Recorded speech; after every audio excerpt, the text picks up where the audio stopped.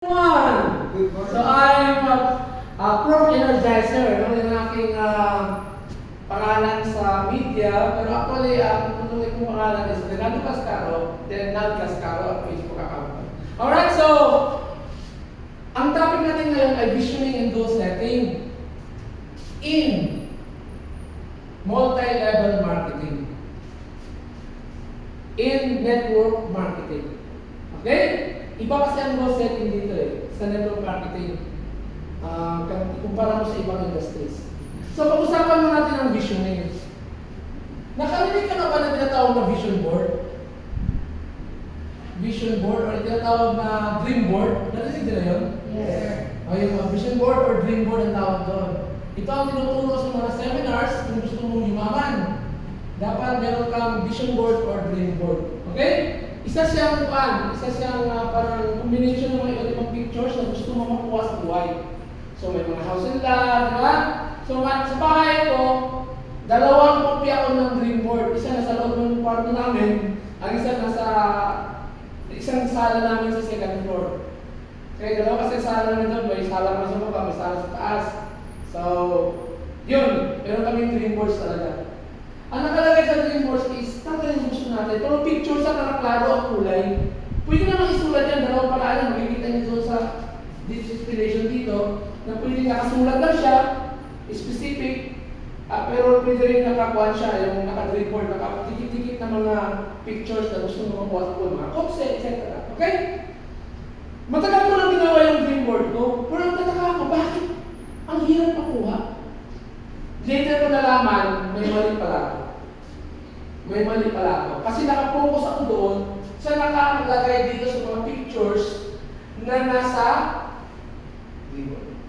dream board or sa mga vision board. Para mapalaya ko sinasabi, kasi naturuan ako ng law of attraction, meron ako niyan. Kulang pala yun. May mali pala ako kasi doon ako nagkaptak-focus sa mga pictures doon. Mali pala yun. Tama yung na-recognize ko yung gusto ko makuha sa buhay. Yung mga farms, mga resort na gusto ko mabili, mga eskwelahan na gusto ko itayo, na may gusto ko, meron akong gano'n. Then, pag nagsasalita ako, hindi yung magkakaroon ako niyan. Kasi nabasa ko, pag sinabi mo magkakaroon ako niyan, hindi magkakaroon. Pipigilan ka sa sarili mo. Dapat na sinasabi mo palagi, meron ako niyan. Present tense. Sabihin yung future, dalhin mo sa present. Yan ang sinasabi ng isang libro na nabasa ko. I-feel mo siya. Diyan magaling yung isang networking na si LP, something like that ang pangalan niya. Magaling siya sa visualization. Pero meron akong mali na alam niya na later ko nalaman. Ano yung mali ko? Ang mali ko pala sa goal setting. Dito mapasok ang goal setting. Kasi ang goal setting, konektado sa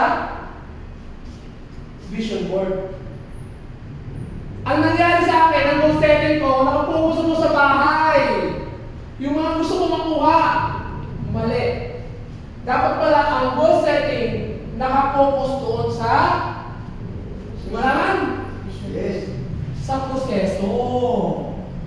Sa processes ng pagkuha ng nasa picture. Ang nangyari kasi sa akin, dito ako nakapokus sa pictures. Yung gusto ko na meron ako niyan.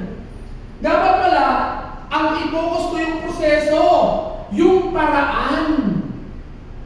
Yung mga paraan para makuha ko yung nasa loob ng dream board. Yung pala dapat, doon ako focus anong gagawin kong paraan para makuha ko ito. Kasi hindi ko man makukuha ito kung wala akong pera, tama? Dapat hindi ako mag-focus dito kasi ang kukuha nito pera. Ngayon, dapat ko i-focus ang paraan para makuha ko yung pangarap ko. Ano ba yung paraan yun?